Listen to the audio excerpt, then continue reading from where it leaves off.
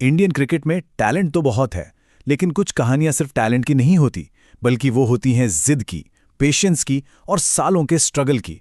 तो आज हम बात करने वाले हैं एक ऐसे ही खिलाड़ी की जिसने सालों तक क्रिटिसिज्म झेला, टीम से अंदर बाहर होता रहा, लेकिन हिम्मत नहीं हारी।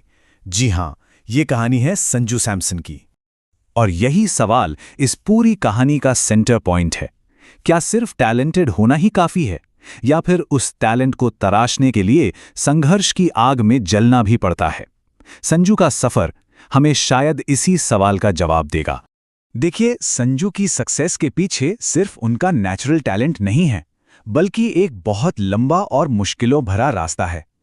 उनकी कहानी बताती है कि टैलेंट तो बस शुरुआत है, असली टेस्ट तो स्ट्रगल में ही होता है। तो कहानी शुरू होती है केरला के एक छोटे से शहर विजिंजम से, लेकिन संजू का बचपन बीता दिल्ली में। क्यों? क्योंकि उनके पिता सैमसन विश्वनाथ दिल्ली पुलिस में कांस्टेबल थे, तो क्रिकेट का बल्ला भी उन्होंने दिल्ली में ही पकड़ा। पर यह सफर, जैसा कि हमने कहा, बिल्कुल भी आसान नहीं था। सोचिए जरा, करियर के बिल्कुल स्टार्ट में ही इतनी बड़ी निराशा। दिल्ली की अंडर 13 टीम में उनका सिलेक्शन ही नहीं हुआ। ये वो पल था जो किसी भी यंग क्रिकेटर का सपना तोड़ सकता था। लेकिन संजू के लिए यहीं से कहानी में एक बहुत बड़ा ट्विस्ट आया। अब बात करते हैं उस एक फैसले की जिसने संजू के करियर की पूरी दिशा ही बदल दी। ये उनके पिता का एक ऐसा बलिदान था जिसमें उन्होंने अपना सब कुछ दांव पर लगा दिया था। अपने बेटे के सपने के लिए संजू के पिता ने वो किया जो शायद ही कोई सोच पाए। उन्होंने दिल्ली पुलिस की अपनी पक्की सरकारी नौकरी छोड़ दी और पूरी फैमिली को लेकर वापस केरल शिफ्ट हो गए। मकसद सिर्फ एक था, संजू को क्रिकेट के लिए एक बेहतर माहौल मिले। तो असल में उनके पिता का यही त्याग संजू के सक्सेस की पहली और सबसे मजबूत नींव बना। ये दिखाता है कि अपने सपनों को पूरा करने के लिए फैमिली का सपोर्ट कितना ज्यादा मैटर करता है। केरला वापस आना तो बस पहली सीढ़ी थी। संजू ने प्रोफेशनल क्रिकेट की दुनिया में कदम रख तो दिया था, लेकिन अब उनके सामने एक बिल्कुल नए तरह का, बहुत लंबा और फ्रस्ट्रेट करने वाला इंतजार खड़ा था। जरा इस टाइमलाइन पर नजर डालिए। 2013 में सिर्फ 18 साल की उम्र में आईपीएल डेब्यू, फिर 2015 में टीम इंडिया की कैप।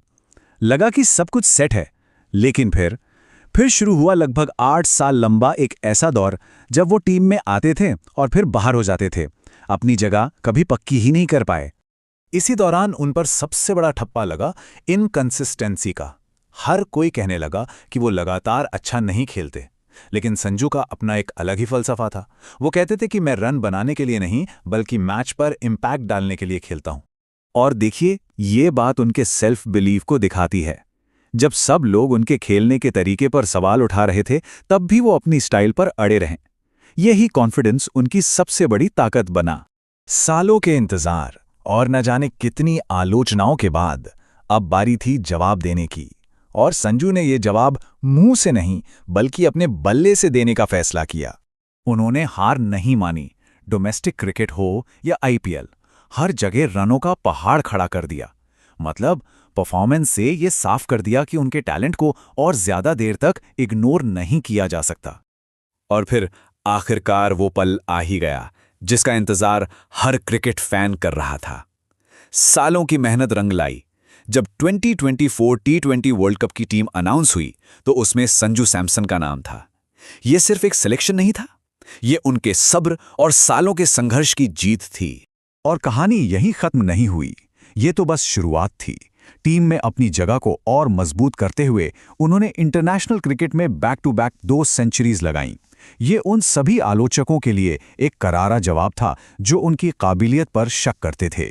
तो संजू सैमसन की इस इंस्पायरिंग जर्नी से हमें क्या सीखने को मिलता है? क्योंकि ये कहानी सिर्फ क्रिकेट की नहीं है, बल्कि जिंदगी की भी है। संजू की कहानी से 3 बातें साफ हैं। पहली, हार्ड वर्क का कोई शॉर्टकट नहीं होता। दूसरी, खुद पर भरोसा रखना सबसे जरूरी है, भले ही पूरी दुनिया आपके खिलाफ हो। और तीसरी और सबसे जरूरी, धैर्य। सही मौके का इंतजार करना और तब तक चुपचाप अपनी मेहनत करते रहना, यही सक्सेस का मंत्र है। और आखिर में बस ये एक लाइन जो संजू सैमसन की पूरी कहानी को बयां कर देती है। उन्होंने कभी बोलकर जवाब नहीं दिया, बस चुपचाप मेहनत करते रहे, और आज उनकी कामयाबी पूरी दुनिया में शोर मचा रही है। तो सवाल ये है, क्या हम अपने सपनों के लिए इतना धैर्य और खुद पर इतना यकीन रख सकते हैं?